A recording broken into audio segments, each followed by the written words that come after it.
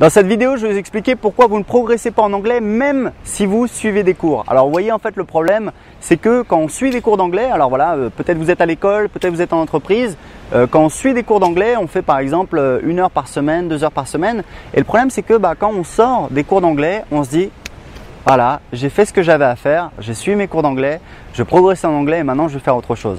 Je le sais parce que moi j'ai été comme ça, j'ai eu 0 au bac d'anglais, je suis arrivé à l'université, on m'a dit vous avez eu combien au bac d'anglais? J'ai dit 0, le gars il me regardait bizarrement et il m'a mis, j'ai même pas passé de test, il m'a mis direct dans la classe des plus mauvais et du coup je suis sorti de l'université avec un bac +5 avec mention très bien et je parlais toujours pas anglais. Et ensuite, j'ai mon premier boulot, on nous payait des cours d'anglais, on faisait je crois 1 heure ou 2 heures d'anglais par semaine et je connaissais très bien cette sensation où on y allait, ça nous ennuyait, on y allait un peu à reculons, c'était pas trop ennuyeux, on avait de la chance, on avait une prof un peu sympa et quand on sortait, voilà, on avait terminé et on faisait plus rien. Et c'est pour ça qu'on progressait pas. En fait, pour apprendre une langue, vous avez besoin d'en faire un petit peu tous les jours. C'est pour ça que j'ai appelé ce site Anglais 5 minutes. C'est parce que juste en faisant 5 minutes par jour, vous pouvez avoir des résultats. Moi, c'est comme ça que j'ai appris l'anglais. Donc, il n'y a pas de secret. Si vous voulez réussir, ça sert à rien de dépenser des milliers d'euros dans des formations chères, des formations. Vous pouvez très bien le faire chez vous, juste en faisant un petit peu tous les jours. Et quand je dis un petit peu tous les jours, il faut bien comprendre que personne ne fait quelque chose tous les jours. Personne. Il y a des jours où vous allez faire les courses, il y a des jours où vous avez un rendez-vous galant, il y a des jours où vous avez la gueule de bois. Voilà, c'est tout à fait normal. Personne ne fait quelque chose tous les jours, donc ne complexez pas si vous ratez un jour. Par contre, voilà, il faut essayer de le faire régulièrement. Et vous avez plein de techniques pour le faire. Par exemple, moi ce que je vous recommande, c'est de faire un petit peu de grammaire. Je sais que la grammaire, c'est pas très rigolo. Heureusement, il existe un livre que je recommande qui s'appelle le Murphy. C'est celui sur lequel j'ai appris. Il y a 130 leçons qui vraiment vont d'un niveau croissant, qui sont faciles à faire. Une leçon du Murphy, ça va vous prendre, sans même avoir un crayon, juste en lisant, ça va vous prendre peut-être entre 5 et 15 minutes. Donc vous faites une leçon de temps en temps. Il y a 130 leçons. Une fois que vous avez terminé, vous recommencez. Moi, je l'ai lu 2 fois en entier, ce livre. Ça m'a pris 3 ans, mais je l'ai fait. Donc je vous recommande de faire un petit peu de grammaire de temps en temps, parce que c'est vraiment la base du langage.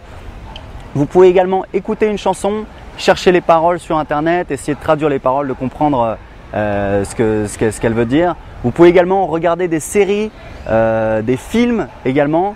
Voilà, vous avez plein de moyens d'apprendre. Il suffit juste d'en faire un petit peu tous les jours. Un autre conseil aussi, c'est de lire un article si vous vous intéressez peut-être à l'actualité politique, à l'actualité internationale. Vous allez sur des gros sites d'information, vous lisez un article par jour. Ça, c'est un excellent moyen d'apprendre du vocabulaire.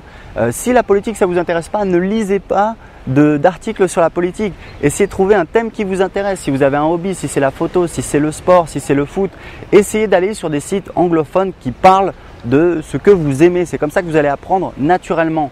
Vous pouvez également écouter un podcast. Je vous ai déjà parlé d'ESL Podcast. C'est un super podcast pour apprendre l'anglais. Donc voilà, l'idée c'est pour tuer un petit peu la morosité, c'est de varier les exercices, d'avoir des exercices différents pour tuer l'ennui. Et c'est très simple. La première chose à savoir, c'est que essayez de le faire le plus tôt possible le matin, comme ça vous êtes débarrassé toute la journée. Essayez de profiter des temps morts. Par exemple, si vous allez au travail en transport, dans les transports, écoutez-vous un podcast, regardez sur votre smartphone, vous pouvez aller sur Google News, vous pouvez lire des actus dans plein de langues. Donc voilà, il y a plein de techniques comme ça qui vous permettent très facilement d'apprendre l'anglais. Ça ne va pas se faire en un jour, mais à l'arrivée, vous aurez un bon niveau en anglais. Parce que ce qu'il faut comprendre, c'est que vous devez trouver un moyen de rendre ça agréable. Parce que si vous n'aimez pas ça, vous n'y arriverez pas. Il n'y a pas de secret. On peut être bon que dans ce qu'on aime. Donc il faut s'intéresser, il faut donner sa chance à l'anglais. C'est vraiment, voilà, c'est une culture, il y a beaucoup de choses. Moi je sais quand j'apprenais l'anglais, j'ai une copine, je lui ai dit, voilà, je trouve que c'est super parce que vraiment je découvre la culture. Et elle m'a dit, mais ils n'ont pas de culture. Et après coup j'ai rigolé, je me suis dit, ils n'ont pas de culture. Et pourtant on écoute. De la musique en anglais, on regarde des films en anglais, on regarde des séries en anglais, on va manger au McDonald's, on a des vêtements qui viennent des États-Unis. Enfin voilà, on est vraiment très proche de leur culture, on est envahi par leur culture, on consomme tout le temps de la culture anglo-saxonne. Donc voilà, faut pas avoir de complexe par rapport à ça. Faut au contraire essayer d'y prendre du plaisir. C'est ça qui va vous permettre d'apprendre une langue. Donc voilà, si vous avez des astuces à partager, écrivez-les moi dans les commentaires en dessous de cette vidéo. À très bientôt.